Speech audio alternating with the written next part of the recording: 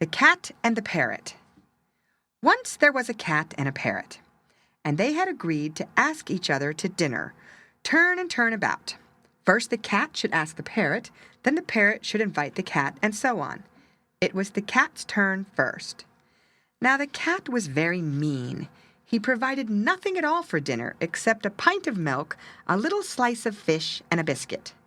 The parrot was too polite to complain, but he did not have a very good time. When it was his turn to invite the cat, he cooked a fine dinner. He had a roast of meat, a pot of tea, a basket of fruit, and best of all, he baked a whole clothes basket of little cakes. Little, brown, crispy, spicy cakes. Oh, I should say as many as 500. And he put 498 of the cakes before the cat, keeping only 2 for himself. Well, the cat ate the roast and drank the tea and sucked the fruit, and then he began on the pile of cakes. He ate all the 498 cakes, and then he looked round and said, "I'm hungry. Haven't you anything to eat?" "Why," said the parrot, "here are my 2 cakes if you want them." The cat ate up the 2 cakes, and then he licked his chops and said, "I am beginning to get an appetite. Have you anything to eat?" "Well, really," said the parrot, who was now rather angry, "I don't see anything more unless you wish to eat me." He thought the cat would be ashamed when he heard that, but the cat just looked at him and licked his chops again, and slip, slop, gobble, down his throat went the parrot. Then the cat started down the street. An old woman was standing by, and she had seen the whole thing, and she was shocked that the cat should eat his friend. "Why, cat," she said, "how dreadful of you to eat your friend the parrot."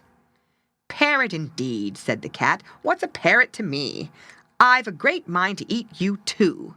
And before you could say Jack Robinson, slip, slop, gobble, down went the old woman. Then the cat started down the road again, walking like this because he felt so fine. Pretty soon he met a man driving a donkey. The man was beating the donkey to hurry him up, and when he saw the cat, he said, "Get out of my way, cat. I'm in a hurry, and my donkey might tread on you."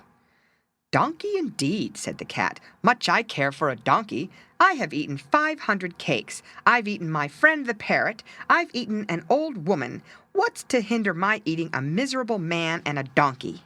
And slip, slop, gobble, down went the old man and the donkey.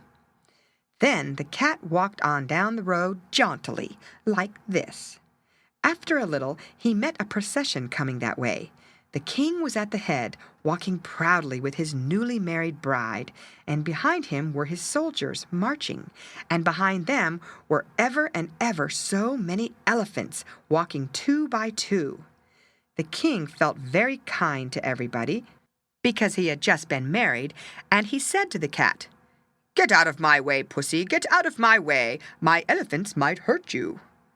"Hurt me?" said the cat, shaking his fat sides. "Ho, ho! I've eaten 500 cakes. I've eaten my friend the parrot. I've eaten an old woman. I've eaten a man and a donkey. What's to hinder my eating a beggarly king?"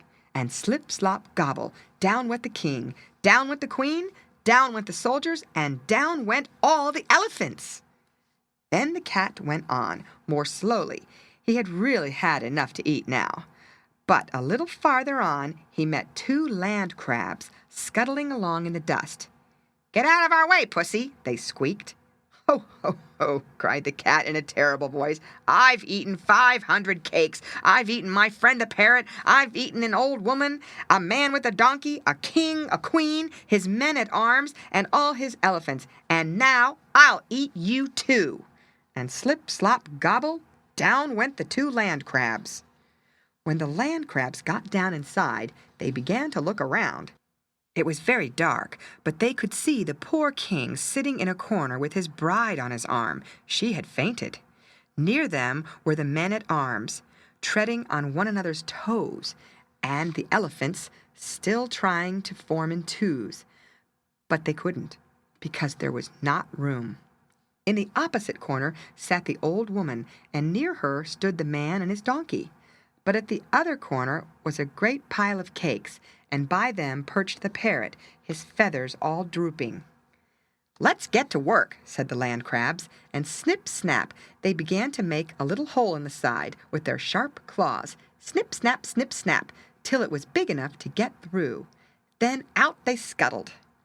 Then out walked the king, carrying his bride, out marched the men-at-arms, out tramped the elephants, 2 by 2, out came the old man, beating his donkey, out walked the old woman, scolding the cat, and last of all, out hopped the parrot, holding a cake in each claw.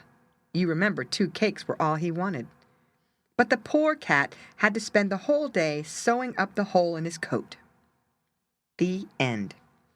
Read by Lorraine Montgomery for Lit to Go on the web at fcit.usf.edu.